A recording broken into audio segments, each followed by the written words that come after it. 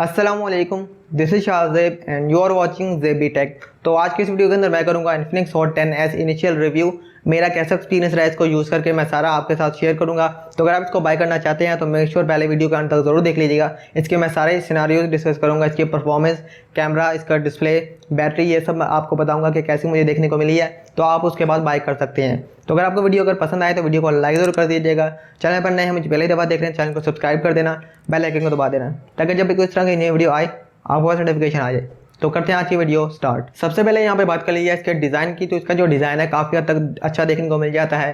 Back side पे यहाँ पे डायमंड कटआउट डिज़ाइन देखने को मिल जाएगा और डॉटेड यहाँ पे थोड़ा डिज़ाइन मिलता है। इसके अलावा नीचे लेफ्ट साइड पे इन्फिनिक्स की ब्रांडिंग है। और इसके कैमरा मॉड्यूल की बात कर लिया तो वो राउंड स्क्वायर शेप में मिलता है जिसके अंदर में ट्रिपल कैमरा सेटअप, और इसके अलावा 48 मेगापिक्सल की जो ब्रांडिंग है वो मिल जाती है। इसकी बैक साइड पर ही जो इसका फिंगरप्रिंट स्कैनर वो मिल जाता है, उसकी बात एंड में करेंगे। इसके अलावा यहाँ पे फ्रंट की बात करें तो फ्रंट साइड पर जो वाटर ड्रॉप नॉच है इसकी वो मिलती है, यहाँ पे पंच होल नहीं देखने को मिलेगा। बाकी फोन की लेफ्ट साइड की बात करें तो लेफ्ट साइड पे यहाँ पे इसकी सिम ट्रे मिलती है। और यहाँ सिम सिचुएशन की बात करें तो फुल फ्लैश सिम स्लॉट मिल जाती है, यानी कि 2 सिम्स और एक आप memory card at a time insert कर सकते हैं। फोन की ऊपर वाली साइड पे कुछ देखने को नहीं मिलता। राइट साइड पे यहाँ पे इसके वॉल्यूम लॉकर कीज और नीचे हमें इसका जो पावर बटन है वो मिलेगा। और फोन के नीचे वाली साइड की बात करें तो यहाँ पे हमें इसका जो माइक्रो यूएसबी वो मिल जाती है, माइक्रोफोन, इसका स्पीकर ग्रिल्स और एक 3.5 mm जैक मिल जाता है। तो ये है इसका ओवरऑल डिज़ाइन वाइज यहाँ पे काफ़ी अच्छा देखने को मिल जाता है। लेकिन बैक साइड पे थोड़े फिंगरप्रिंट स्पंजेस वगैरह पड़ते हैं क्योंकि यहाँ पे मैट फिनिशिंग नहीं देखने को मिलती, थोड़ी बहुत यहाँ पे ग्लॉसी लुक मिलती है, शाइनी लुक आप कह सकते हैं। तो ओवरऑल डिज़ाइन फिर भी यहाँ पे अच्छा देखने को मिल जाता है। इसके अलावा यहाँ पे इसके डिस्प्ले की बात कर लीजिए तो यहाँ पे डिस्प्ले काफ़ी बड़ा मिलता है जो कि है 6.82 इंच का, और ये एक IPS LCD डिस्प्ले है। और यहाँ पे जो रेजोल्यूशन है HD+ की हैं, यानी कि 720x1640 पिक्सल्स की। और इसके लेकिन यहाँ पे हाईलाइटिंग फीचर की बात कर लिया है वो है इसका रिफ्रेश रेट। इसके अंदर हमें 90 हर्ट्ज का रिफ्रेश रेट मिल जाता है जो कि काफ़ी अच्छी बात है, इस रेंज के अंदर हमें अब देखने को मिल गया है। तो आप इसका डिस्प्ले है, स्मूथनेस की अच्छी खासी है, आप इसको स्मूथ फील करेंगे जब आप इसको यूज़ करेंगे। बाकी इसके अंदर जो ऑपरेटिंग सिस्टम है उसके लिहाज से भी काफ़ी अच्छा जो इसका डिस्प्ले है वो मिल जाता है। और इसके अलावा जो इसके व्यूइंग एंगल्स हैं वो भी काफ़ी अच्छे देखने को मिल जाते हैं। डे लाइट के अंदर आप इजीली यूज़ कर सकेंगे। बाकी गेमिंग भी इसके अंदर अच्छी हो जाती है, बड़ा डिस्प्ले है। तो इसका जो डिस्प्ले है ओवरऑल सारे सिनेरियोज में अच्छा देखने को मिल जाता है।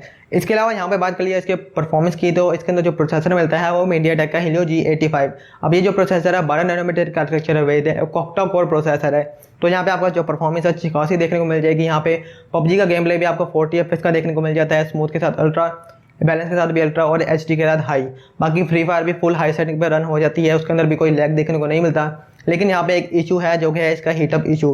तो इसके अंदर आपको हीट्स देखने को मिल जाएंगी। जैसे आप गेमिंग ज़्यादा देर करेंगे, तकरीबन आधे घंटे से 1 घंटे की आप जैसे ही करने हो जाएगी आपकी गेमिंग, तो ये इसकी जो स्क्रीन है वो भी हीट करने लग जाएगी, जो इसकी बैक है वो भी हीट करने लग जाएगी। तो इसके अंदर जो हीटअप इशूज़ हैं वो आपको देखने को मिल जाएंगे जो कि नहीं होने चाहिए।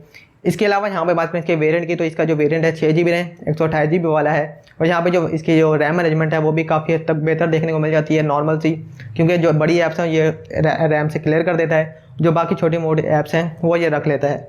बाकी 128 GB की स्टोरेज है वो इजीली यूज़ हो जाती है। ऐप अपनी क्लोजिंग स्पीड नॉर्मल देखने को मिल जाती है क्योंकि जो eMMC की स्टोरेज है वही देखने को मिलेगी स्मार्टफोन के अंदर। इसके अलावा यहाँ पे बात कर लीजिए इसके ऑपरेटिंग सिस्टम की तो इसके अंदर हमें out of the box Android 11 मिल जाएगा, जिसके साथ हमें जो इनका कस्टम UI है वो मिल जाता है। तो यहाँ पे ओवरऑल देखा जाए तो ब्लॉटवेयर आपको देखने को मिलेंगे, एड्स भी देखने को मिल जाते हैं जो कि आप रिमूव भी कर सकते हैं, और जो ब्लॉटवेयर है वो अनइंस्टॉल भी कर सकते हैं। तो सॉफ्टवेयर का एक्सपीरियंस काफ़ी हद तक सिमिलर देखने को मिल जाता है टेक्नो के स्मार्टफोन की तरह ही। लेकिन जो ब्लॉटवेयर है उनको रिमूव करके अगर आप यूज़ करेंगे तो इसका एक्सपीरियंस है वो अच्छा मिल जाता है। बाकी 90 हर्ट्ज का रिफ्रेश रेट है वो भी इस सॉफ्टवेयर के साथ इनका जो है उसके साथ काफ़ी हद तक ठीक देखने को मिल जाता है। नेक्स्ट यहाँ पे बात कर ली है इसकी बैटरी की तो इसके अंदर हमें काफ़ी मैसिव बैटरी मिलती है जो कि है 6000 mAh की।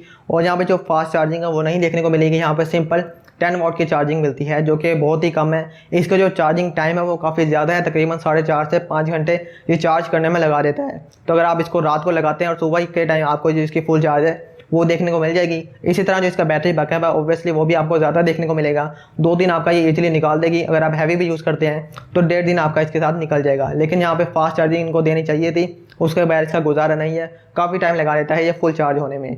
तो बैटरी वाली टाइप से थोड़ा इशू है।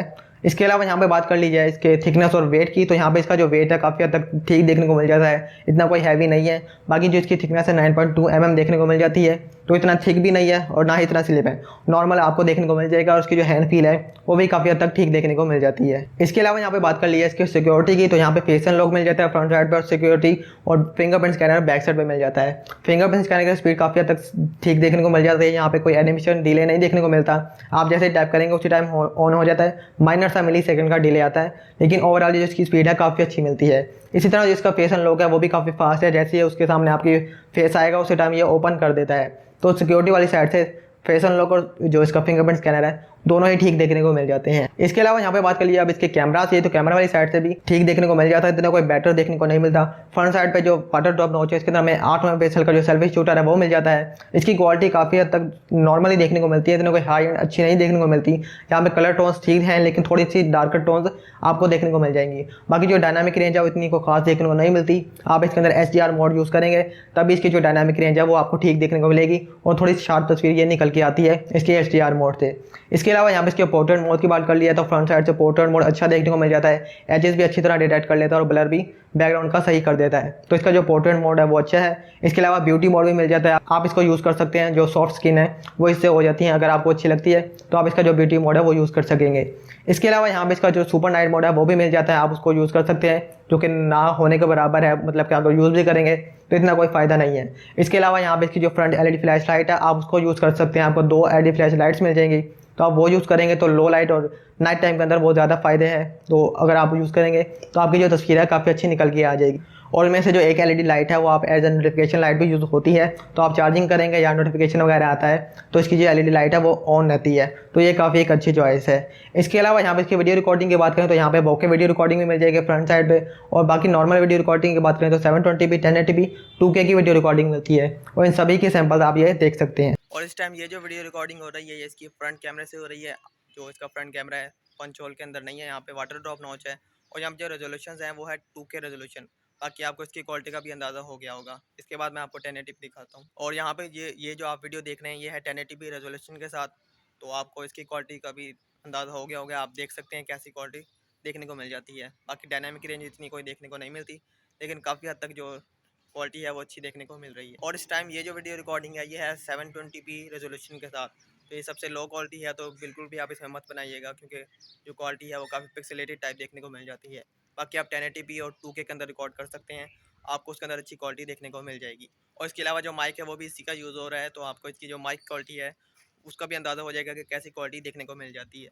अब यहाँ पे बात कर लीजिए इसके मेन सेंसर की, तो बैक साइड पे यहाँ पे 48 मेगापिक्सल का मेन सेंसर है, 2 का हमें डेप्थ सेंसर मिल जाता है, और थर्ड एक AI लेंस मिलता है। 48 मेगापिक्सल का जो मेन सेंसर है इतना कोई खास काम नहीं करता, अगर आपको काफ़ी बड़ी तस्वीर चाहिए, अगर आपको जूम करना है तब आप उसको यूज़ कर सकते हैं, बाकी उसका कोई भी काम नहीं है। बाकी नॉर्मली 12 मेगापिक्सल का ही यूज़ होता है, तो उसकी क्वालिटी की बात करें तो उसकी क्वालिटी भी ठीक देखने को मिल जाती है, लेकिन वही थोड़ी डार्क स्टोन इसके अंदर देखने को मिलती हैं, कलर वगैरह ठीक देखने को मिल जाते हैं, लेकिन वही बैकग्राउंड इतना कोई डायनामिक रेंज प्रोवाइड नहीं करता।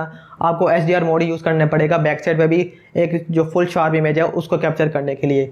बाकी इसका जो पोर्ट्रेट मोड है वो भी काफ़ी अच्छी तरह काम कर लेता है, सारी पूरी बॉडी की अगर आप पूरी तस्वीर लेते हैं तो एजेस हैं वो अच्छी तरह डिटेक्ट कर लेता है, और ब्लर भी अच्छी तरह कर देता है। और इसके अलावा इसकी बैक साइड पर भी जो यहाँ पे जो ब्यूटी मोड है वो मिल जाता है, आप उसको यूज़ कर सकते हैं। उसके साथ सॉफ्ट स्किन वाली तस्वीरें बैक से भी आएंगी, तो आप वो भी यूज़ कर सकते हैं, फ्रंट साइड पे भी बैक साइड पे भी। और बैक पे भी यहाँ पे नाइट मोड मिल जाता है, आप नाइट मोड अगर यूज़ करना चाहें तो कर सकते हैं, जो कि ना भी यूज़ करें तो कोई फ़ायदा नहीं है, क्योंकि आप LED लाइट भी यूज़ कर सकते हैं। और इसके अलावा यहाँ पे इनकी वीडियो रिकॉर्डिंग की बात कर लिया तो बैक साइड पे भी यहाँ पे बोके वीडियो रिकॉर्डिंग ऑब्वियसली मिलती है। नॉर्मल जो वीडियो है उसके अंदर 720p और इसके अलावा 1080p 2K आपको ये देखने को मिल जाएंगे, और इन सभी के सैंपल्स आप देख सकते हैं स्क्रीन के ऊपर। इस टाइम जो ये वीडियो रिकॉर्ड हो रही है ये इसके बैक कैमरे से हो रही है, 48 मेगापिक्सल का मेन सेंसर है, और यहाँ पे जो रेजोल्यूशन है वो है 720p रेजोल्यूशन, और बाकी इसकी क्वालिटी आप ये देख सकते हैं। और इस टाइम ये जो वीडियो रिकॉर्डिंग आप देख रहे हैं ये है 1080p रेजोल्यूशन के साथ, और इसकी क्वालिटी भी आप ये देख सकते हैं।